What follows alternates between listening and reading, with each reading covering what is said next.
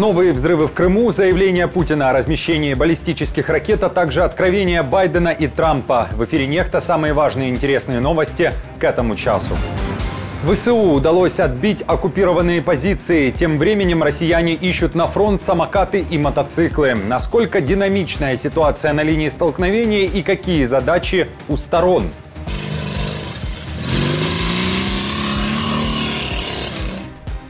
Взрывы в Севастополе и Балаклаве. Российские войска вновь пытаются сбить ракеты над головами отдыхающих. Почему воздушная тревога молчит? Оккупационная власть подвергает россиян возможным атакам аналогов нет российского ПВО.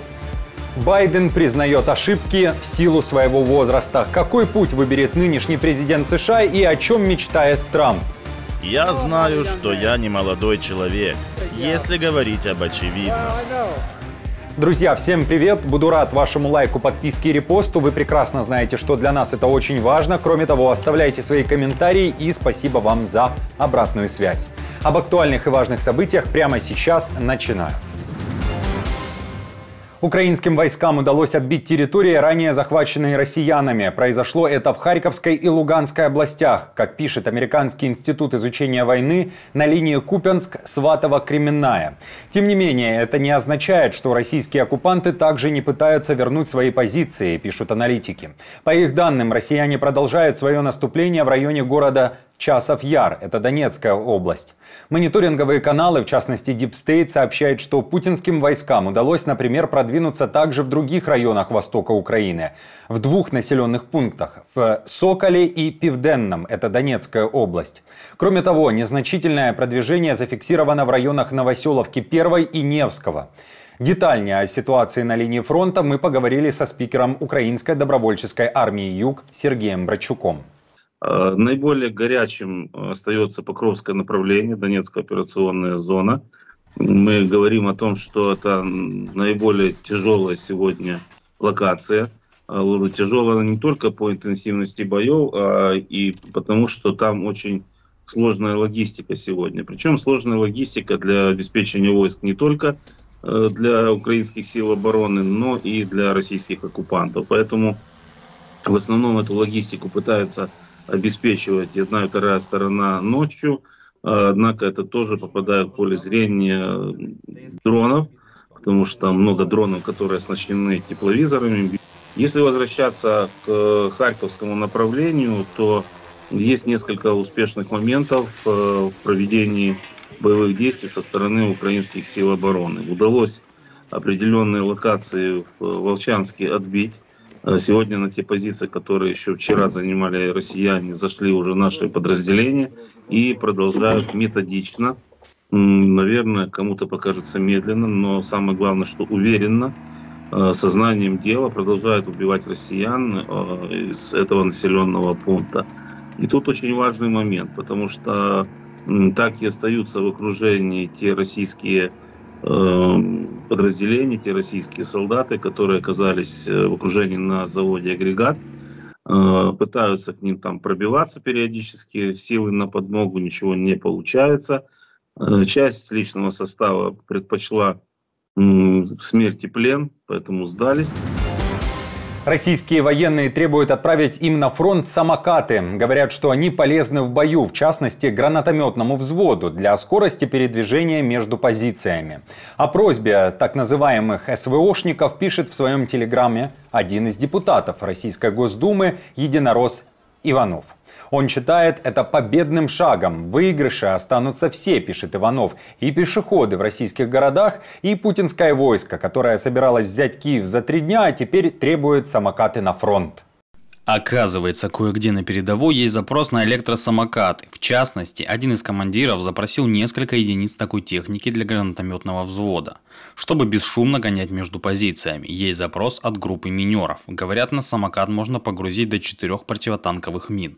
Обсужу с коллегами в Госдуме вопрос о том, чтобы обратиться с соответствующим запросом к ведущим шеринговым сервисам. Но, вероятно, не в мобильности дело. Военные эксперты, да и сами военные с российской стороны жалуются, что им приходится штурмовать позиции ВСУ еще и на мотоциклах с мангалами. Связано это как с дефицитом бронетехники, так и с ее уязвимостью перед дронами. Но и мотоциклы также не особо помогают оккупантам быть невидимыми. Вот такая она, вторая армия мира.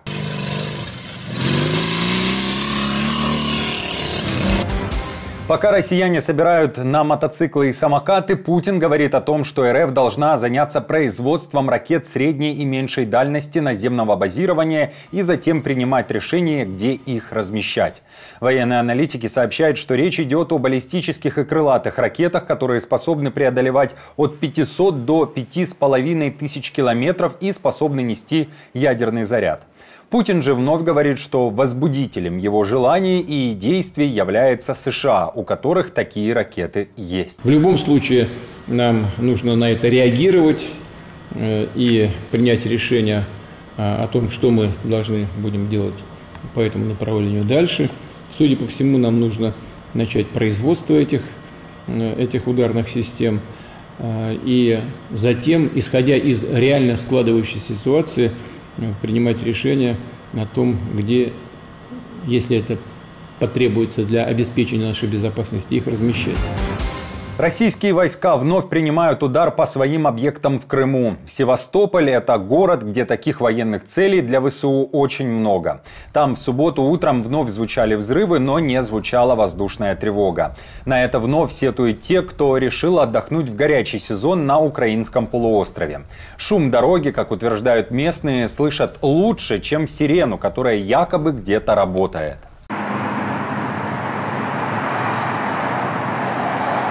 А вот в Анапе сирена сработала. Там, кстати, тоже была объявлена ракетная опасность. По данным мониторинговых каналов, в Крыму возможной целью ВСУ могла быть зона ПВО мыса Тарханкут. Также взрывы звучали в районе Балаклавской ТЭС и в самом Севастополе. От осколков ракет в результате работы пресловутого российского ПВО вновь пострадали люди. Как утверждают оккупационные власти, 3 человека.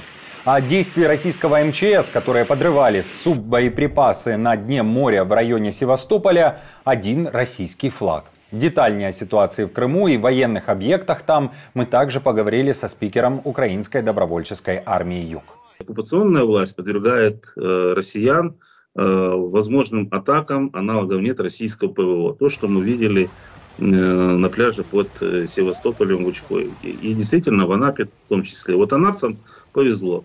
У них там, насколько мне известно, сейчас сигнал воздушной тревоги, он прозвучал. В Севастополе, еще раз скажу, нет. И об этом говорят сами местные жители. И могут это подтвердить. Есть у нас в том числе видео оттуда. Поэтому, обращаясь к отдыхающим, забудьте о курортном сезоне в этом году. Россияне публиковали видео о том, как они якобы подрывают остатки кассетных боеприпасов, суббоеприпасов с мифической ракеты «Атакамс», которую сбивали над Севастополем. Даже если сбивали, напомню, они заявили о том, что российские военные отвели эту ракету от военного объекта, вывели в зону, где находились мирные люди, и целенаправленно сбивали ее там. Так вот, подрывая эти якобы суббоеприпасы, обнаруженные на глубине 5 метров, у меня только один вопрос. А зачем они в конце, в финале взрывают российский флажок? Знаете, это что-то напоминает из серии «Уходя, не забудьте выключить свет». В Днепре продолжают ликвидировать последствия российской атаки. На момент записи выпуска пропавшими без вести после удара по жилому многоэтажному дому считались 5 людей. Кроме того, как минимум 1 человек погиб, 12 получили ранения, в частности и 1 ребенок. Поисково-спасательные работы продолжались всю ночь, полностью разрушены этажи с 8 по 11. Тем временем Рейтер сообщает, что в США готовятся объявить о новом пакете военной помощи для Украины. Детали станут известны уже 1 июля. Но уже сейчас источники агентства сообщают, что в этот пакет войдут ракеты-перехватчики для ПВО. Администрация Байдена предоставит Украине оружие и боеприпасов на сумму $150 миллионов, включая защитные перехватчики «Хавк» и 155-мм артиллерийские боеприпасы. Байден признал, что уже не тот. Такой была его реакция на дебаты с Трампом в эфире CNN. Американский президент, по мнению и его соратников, и западной прессы, и его оппонентов, с треском провалил эти дебаты. Тем не менее, Байден говорит, что это не повод останавливаться. Я знаю, что я не молодой человек, если говорить об очевидном.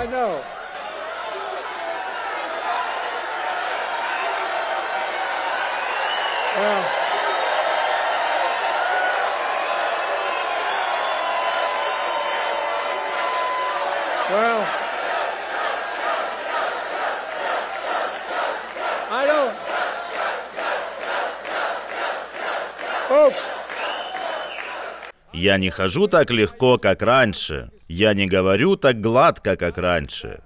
Я не дебатирую так хорошо, как раньше. Но я знаю то, что я знаю. Я знаю, как говорить правду.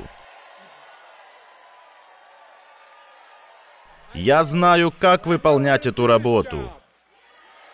И я знаю, как довести дело до конца. У Трампа же своя история, он считает себя абсолютным победителем этих дебатов и в очередной раз заявил, что если он станет президентом, то Россия, Китай и КНДР перестанут быть врагами Соединенных Штатов. Прошлой ночью каждый американец воочию убедился, что эти выборы – выбор между силой и слабостью, компетентностью и некомпетентностью, миром и процветанием, войной или отсутствием войны. Тем временем спикер Палаты представителей призвал рассмотреть отставку Байдена. Майк Джонсон считает, что Белый дом выглядит слабым, поэтому призвал членов кабинета Байдена, цитата, «заглянуть в свои сердца». По мнению спикера, ситуация тревожная. Он считает, что у демократов серьезная проблема с их кандидатом. Представители Армении и Азербайджана пригласили на юбилейный саммит НАТО в Вашингтон. В рамках этого события пройдет встреча министров иностранных дел, где и ждут представителей Еревана и Баку. Госсекретарь Энтони Блинкен проводит мероприятия для всех партнеров НАТО, включая Армению и Азербайджан. Поэтому я ожидаю, что обе страны примут участие. Это пройдет на уровне министров иностранных дел. Всего примут участие 30 стран-партнеров. На момент записи видео было известно, что Армения согласилась участвовать в этом саммите. И напомню, 25 июня вице-премьер России Аверчук был крайне недоволен тем, что Армения, которая пока еще не полностью вышла из ОДКБ и являлась долгое время союзником РФ, теперь потихоньку отдаляется от нее. В Москве заявили, что изменение политического вектора Еревана не останется незамеченным Кремлем.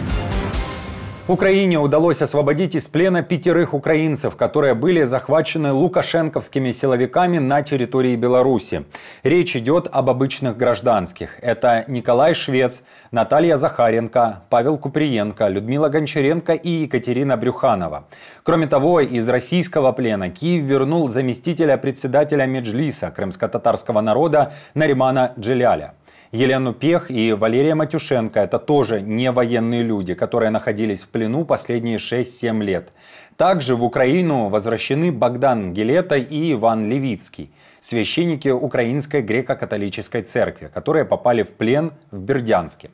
Деталей об этом обмене немного, однако в украинском офисе президента рассказали, что произошло это при посредничестве Ватикана.